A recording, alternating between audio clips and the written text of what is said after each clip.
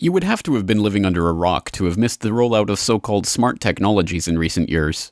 But for those unfortunate rock dwellers who have somehow avoided the smart propaganda, there is no shortage of flashy, cartoonish PR puff pieces that are willing to sell it to you.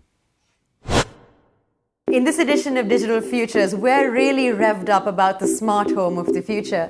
Now, this isn't some Minority Report style novelty, rather it's already a reality. And we can soon expect to see between 15 and 30 intelligent connected devices and sensors in an ordinary household. And what's really fascinating here is that in the near future, we can expect to see a truly integrated smart home with connectivity across devices. Although these bubbly, feel-good, lowest common denominator commercials leave the viewer with the warm fuzzies, they do little to explain what this so-called smart technology actually is. Stripped of all the hype and sweaty-palmed hyperbole of the massive PR campaign surrounding it, the only thing that smart really means is that a given piece of technology can be linked up to a network to send and receive information. The real question, of course, is why we supposedly need every gadget and appliance in our home, from our toaster to our thermostat, to be networked at all. Like all such questions, there are two answers: the cover story and the true story. The cover story is that networking these technologies will allow us to reduce the amount of power that we consume and, as an added bonus, save us money on our monthly power bill. As sensors become cheaper and cheaper, and technologies like the internet and wireless communication become widespread, utilities are adding more and more sophisticated sensors to the grid. And this means one thing: more information. This flood of data will be quickly parsed to locate power failures, reroute electricity, or avoid overheating power lines. That means utility companies can stop relying on grandma to let them know the power's out. It also means they can better deal with power line failures like the one that blacked out the northeastern U.S. in 2003. Within the next decade, sensors are likely to be everywhere. One type, commonly known as a smart meter, will do to homeowners what the utilities have long done to factories. Two-way communication will give both utilities and customers better information about who's using what and when. It could even let utilities do things like temporarily turn off a smart appliance in your home to help avert a blackout. What's more, the linking of all of these appliances into one seamless personal network, the cover story assures us, will finally allow for the Jetsons-like future that has been promised us for decades. You can even set the mood for yourself. So if you're longing for a romantic evening with your loved one, a nice bottle of wine, well, all you do is you simply press the touchscreen button on the smart board and your favourite music will play, the lights will go down, and then it's just time to sit back and relax. If you were to notice that you're running out of wine, you can, for instance, add red wine to your grocery list on the smart board. The smartboard helps you with your everyday chores. It's there to make life easier. Those with properly functioning bull excrement detectors might question whether the embedding of RFIDs and processors in our fridges and coffee makers and egg timers is really all about saving a few watts of electricity or the hassle of pressing a few buttons. This is where the true story of smart technology comes in. Smart technology represents less of a breakthrough in power distribution and more of a revolution in complete, constant, panopticon-like surveillance of everyone. As these smart technologies begin to invade our homes, we are becoming mere nodes in a giant network that we yet but dimly comprehend. Called the Internet of Things, the plan is to create a network that will eventually include every single object on the planet. And as the public is finally becoming aware, such networks provide golden opportunities for corporations and governments alike to collect data and spy on the population. This is not mere conjecture. Before becoming enmeshed in an affair that ultimately derailed his career, former CIA Director David Petraeus bragged openly about how these smart technologies would allow intelligence agencies to spy on everyone in their own homes using their own appliances. Speaking at a summit for In-Q-Tel, the CIA's venture capital firm, Petraeus noted, "Items of interest will be located, identified, monitored, and remotely controlled through technologies such as radio frequency identification, sensor networks, tiny embedded servers, and energy harvesters." In practice, these technologies could lead to rapid integration of data from closed societies and provide near-continuous, persistent monitoring of virtually anywhere we choose.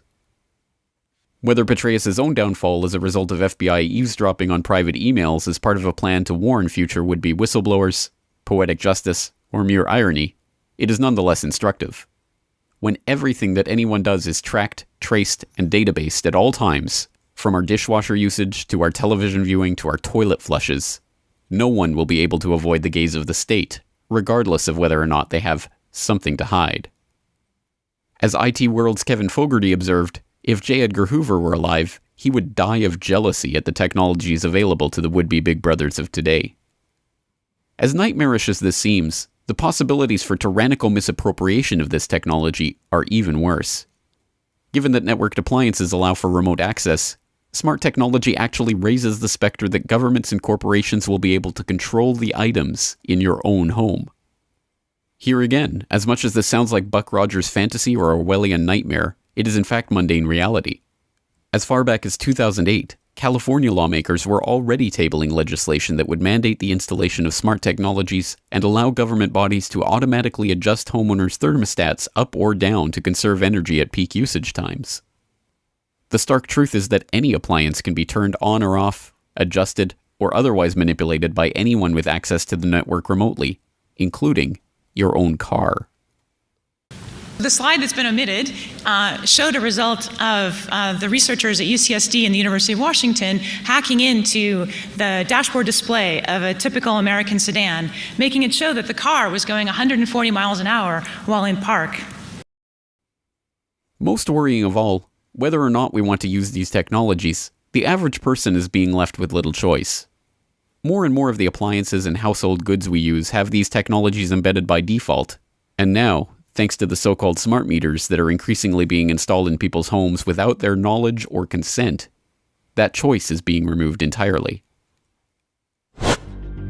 I was hearing this banging on the basement door, which is the door that leads into the hydrometers that are in here. And so I leave my bed and I come down here and I sit right here on the step and I'm like, okay, I'm gonna film this.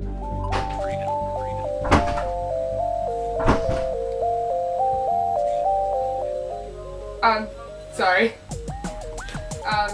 I'm just putting in your meters. Your power's gonna be up for about 20, well, when I find the meters. They're down here, right? I'll show you the door. I'd heard her banging, but I didn't know that she actually kicked the door in until she left. Because when she left, I came here and I found this on the ground. I was like, wow, she actually kicked the door in. We've since repaired the door. We've put these do not install a smart meter sign on our door. Thankfully, the situation is not hopeless. As Josh Del Sol, the filmmaker behind Take Your Power, notes, there are specific steps that people can take to stop smart meters being installed in their homes, and that communities can take to stop them being installed at all. The first thing that people need to know and need to do is to write your utility a letter saying you don't want a smart meter. You will not accept an advanced meter or upgrade, whatever they're calling it. You don't want it. Okay, there's templates on our site, takebackyourpower.net. Click the Take Action button, and there's links and templates and a bunch of information there that can walk you through the process. So you don't need to connect all the dots in order to say no or in order to demand that meter be removed from your home. So you have those rights. So in the greater picture, since 2010, there's been hundreds of local governments who have issued a moratorium against the installation of these meters. Now, in some cases, those local governments have not been able to enforce or have not had the political will, you could say, to enforce their moratorium, their request for moratorium. So utilities such as in California, PG&E, are just attempting to steamroll the installation of smart meters. But also in other cases, city councils such as Fairfax and Sebastopol, California, have actually made it illegal for a utility to install a smart or advanced or upgraded meter. So they criminalized the installation of these meters by attaching a $500 fine, in the case of Sebastopol, to every meter that the utility attempts to install. Now, that's creating kind of the standoff situation. So that wouldn't happen if people just kindly wrote request letters or applied or please, I ask you, I apply to your sense of decency. I don't want to have a smart. No, we need to start increasing the level of force in our process and say, you know what, you are criminals. What you're doing is against constitutional law. It's against common law. It's against anything, moral and ethics based.